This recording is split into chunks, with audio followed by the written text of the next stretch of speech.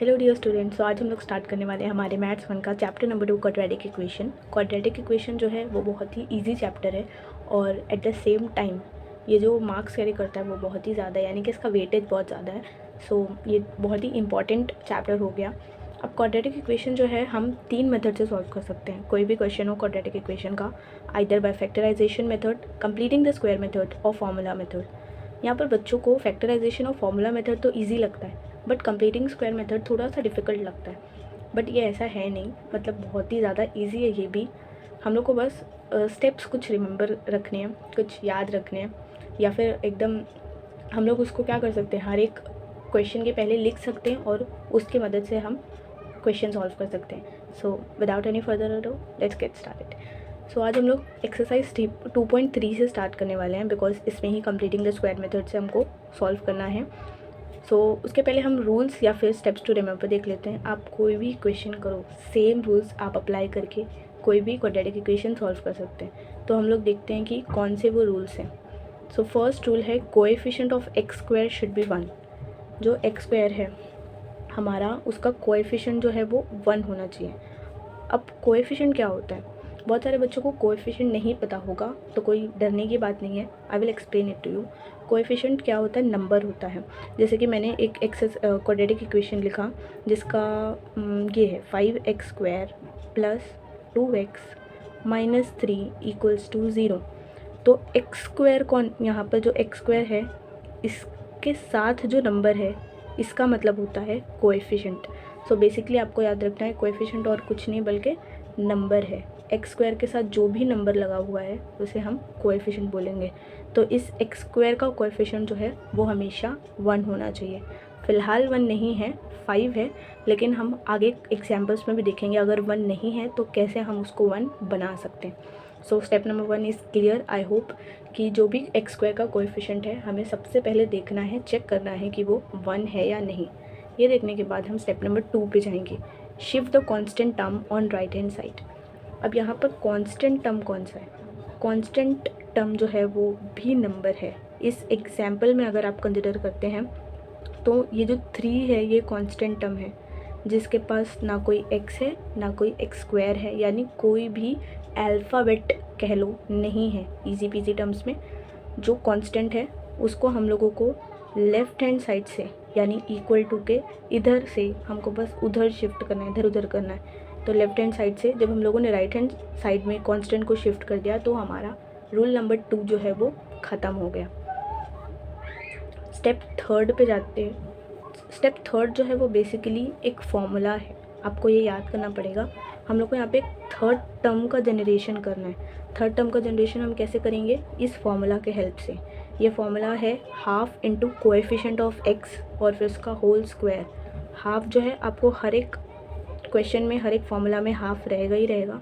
Coefficient of x जो है वो चेंज होगा। कोएफिशिएंट ऑफ एक्स मतलब एक्स के साथ कौन सा कोएफिशिएंट है। फॉर एग्जांपल यहाँ पर 2 है तो मैं यहाँ पर इसको लिख सकती हूँ हाफ इंटू 2 और इसका स्क्वायर। ये मेरा थर्ड टर्म रहेगा। इसको सॉल्व करने पे मुझे थर्ड टर्म इजीली मिल जाएगा।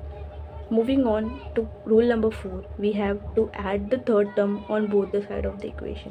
ये तो सबसे ईजीएस्ट रूल है। जो भी मुझे यहाँ से थर्ड टर्म मिलने वाला है, इस फॉर्मूला को लिखने के बाद, सॉल्व करने के बाद जो भी मुझे नंबर या फिर थर्ड टर्म मिलेगा, मुझे इक्वेशन की दोनों साइड पे, लेफ़्ट हैंड साइड पे भी और राइट हैंड साइड पे भी, दोनों जगह मुझे इस थर्ड टर्म को क्या है, ऐड कर देना है। बस यही हमारा सॉल्यूशन हो जाएगा और हमको roots of the quadratic equation मिल जाएंगे।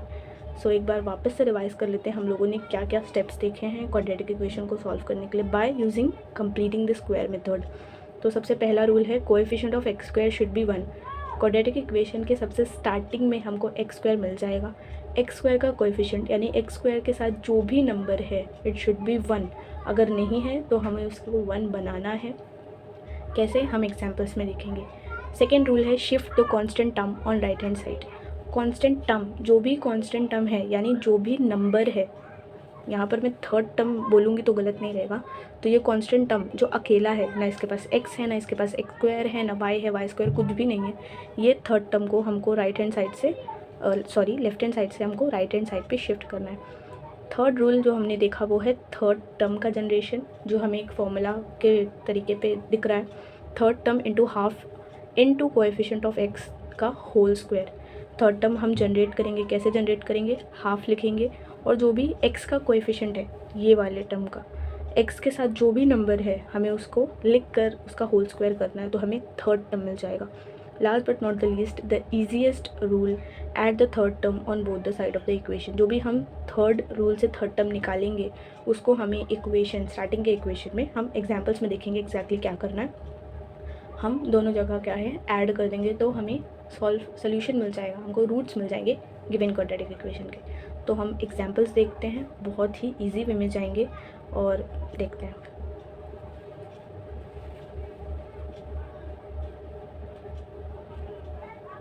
सो ये हमारा फर्स्ट एग्जाम्पल है, यानी फर्स्ट क्वेश्चन है, हम इसे सॉल्व करते हैं।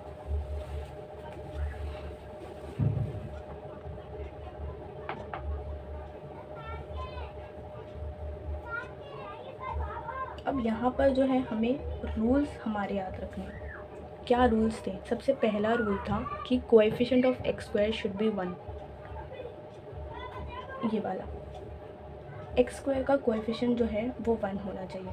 तो यहाँ पर कुछ नहीं है, कोई भी नंबर नहीं है, मैं अज्यूम कर रही हूँ, अज्यूम नहीं कर रही हूँ, बेसिकली वहाँ पर 1 ही है। तो इसका जो कोएफिशिएंट है वो ऑलरेडी 1 है, तो हमें कुछ करने की ज़रूरत नहीं है। मैं यहाँ लिख रही हूँ कि स्टेप 1 जो है वो ऑलरेडी डन है। इसके बाद हमें स्टेप 2 पर जाना है। स्टेप 2 क्या था हमारा, कि हमें कांस्टेंट टर्म को, जो हमारा थर्ड टर्म बेसिकली कोई कांस्टेंट टर्म है जिसके साथ ना एक्स है ना एक्स स्क्वायर है, वो बेचारा अकेला है, हमें उसे दूसरे साइड पे शिफ्ट करना है। तो एक्स स्क्वायर प्लस एक्स, यहाँ कांस्टेंट टर्म है हमारा 20, तो मैं इस -20 को इधर लेकर जाऊँगी तो ये +20 बन जाएगा। इसको हम इक्वेशन नंबर 1 दे देते हैं। मूविंग ऑन फर्दर, स्टेप 2 भी हम लोगों ने कर लिया है। स्टेप 3 क्या था हमारा? स्टेप 3 था कि हमें थर्ड टर्म का जनरेशन करना है। थर्ड टर्म कैसे जनरेट करना है, लिखते हैं हम formula. Third term equals to half into coefficient, यहाँ पे मैं कोएफिशिएंट की स्पेलिंग का शॉर्ट टर्म यूज़ कर रही हूँ, ऑफ एक्स और इसका होल स्क्वायर। यहाँ पर हाफ को मुझे एज इट इज़ लिखना है, कोएफिशिएंट ऑफ एक्स देखना है क्या है। तो एक्स के साथ कोई नंबर नहीं है, अगेन यहाँ पर 1 है, 1 लिखना है।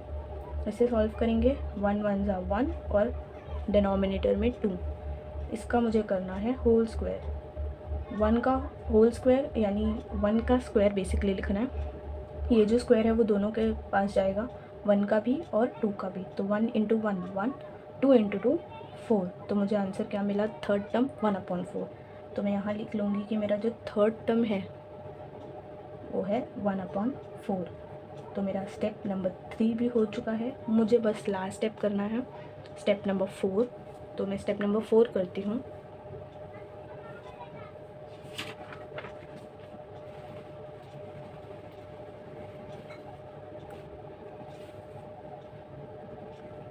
स्टेप नंबर 4 था हमारा adding the third term on both the side of the equation. तो हम लोगों ने पीछे जो इक्वेशन बनाया था वो था एक्स स्क्वायर प्लस एक्स, यहाँ पर लिखेंगे 1/4 लेफ्ट हैंड साइड पे, और यहाँ हम लोगों ने -20 को +20 करके भेजा था। तो दैट इज़ इट। सॉल्व करना है इसे बेसिकली। तो x square plus x plus 1/4 equals to, हम इसे कैसे सॉल्व करेंगे?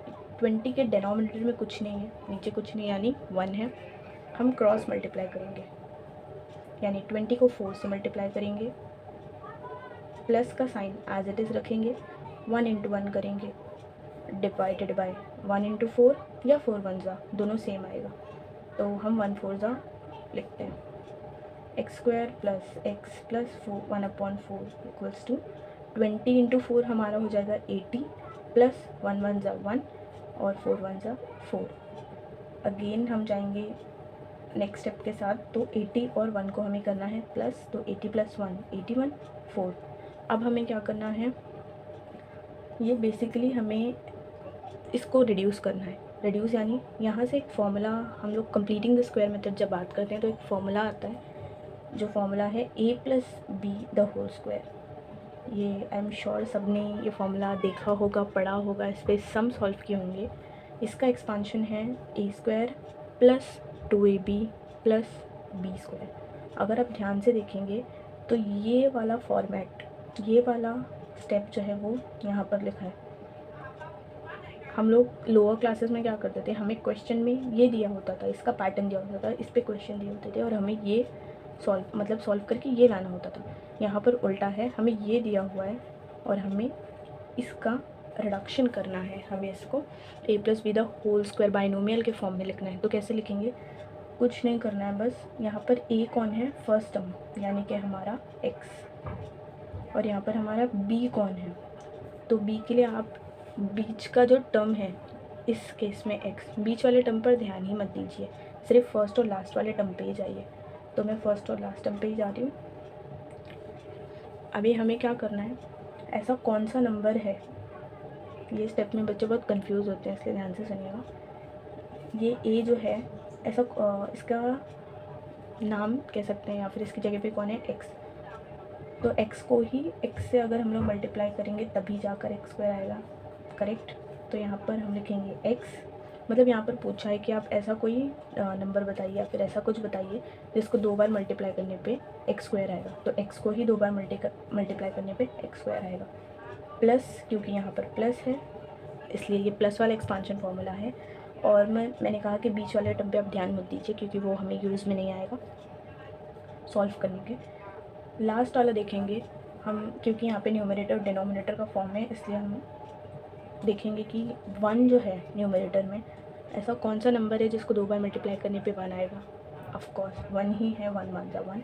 और कौन सा नंबर है जिसको 2 बार मल्टीप्लाई करने पे 4 आएगा, तो दैट इज़ 2, क्योंकि हमें पता है 2 2 जो होता है वो 4 होता है। तो मैं नीचे लिख दूँगी 2 और इसको हमें होल स्क्वायर के ब्रैकेट में डालना, और ये 81/4 एज इट इज़ रहेगा। अब हमें पूछा क्या है, हमें roots of the quadratic equation पूछा है, ना कि स्क्वायर पूछा है। तो मुझे इस स्क्वायर को जो है वो निकालना पड़ेगा।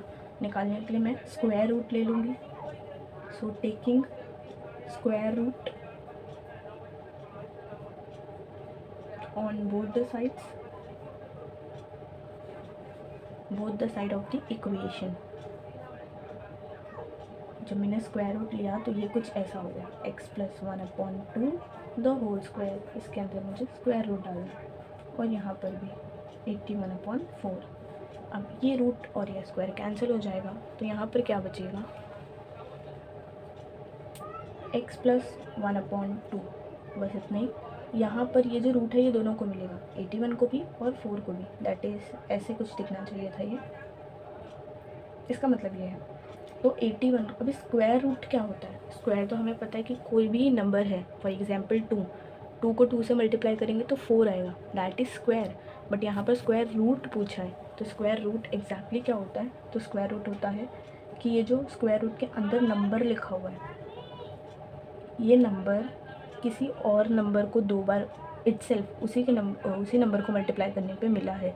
तो ये जो 81 है इसका स्क्वायर रूट होगा 9, क्योंकि 9 को 9 से मल्टीप्लाई करने पे मुझे 81 मिलता है। तो 81 का स्क्वायर रूट है 9, और 4 का स्क्वायर रूट है 2, बिकॉज 2 को 2 से मल्टीप्लाई करने पे 4 मिलता है। तो ये हो गया। एक और बात, जब हम लोग स्क्वायर रूट से निकालते हैं नंबर्स को तो हमें यहाँ पे प्लस और माइनस का साइन लगाना पड़ता है। अब हम क्या करेंगे, एक बार प्लस के साथ लिखेंगे 9/2 और एक बार माइनस के साथ लिखेंगे। सो ये हो जाएगा x। अब ये प्लस 1/2 को मैं इस साइड भेजूँगी, तो प्लस 9/2, ये प्लस आके माइनस 1/2 हो जाएगा। और यहाँ पर भी सेम चीज़ें करनी है, ये प्लस 1/2 इधर आया और बन गया माइनस 1/2। अब क्योंकि डिनोमिनेटर सेम है इसलिए मैं इसको एक साथ लिख सकती हूँ ज़रूर। तो ये हो गया, प्लस इंटू माइनस होता है माइनस, इसलिए 9 में से 1 को माइनस करना पड़ेगा जो कि 8 होगा, और साइन जो है वो बड़े नंबर का लगेगा, तो 9 का साइन लगा दिया। अब यहाँ पे ये रिड्यूस होगा, 2 × 2 2 2 4, और यहाँ पर भी सेम चीज़ होगी, माइनस इंटू माइनस प्लस होता है, इसलिए 9 + 1 10 करेंगे। साइन जो है वो बड़े नंबर का लगाएंगे, इसलिए 9 का साइन लगा दिया। और 2 ये भी रिड्यूस होगा, 2 × 2 2 5 10। अब क्या हो रहा है, हमको आंसर मिल चुका है। तो x की वैल्यू जो है वो 4 आ चुकी है या फिर -5। तो लास्ट में हम लोग आंसर लिखेंगे कि 4 और -5 are the roots of the given quadratic equation. So बहुत ही ईजी सा सम था, बस हमें जो है स्टेप्स याद रखने हैं। अगर हम लोगों ने स्टेप्स याद रखे तो कोई भी क्वेश्चन आने दो हम इजीली उसको सॉल्व कर लेंगे।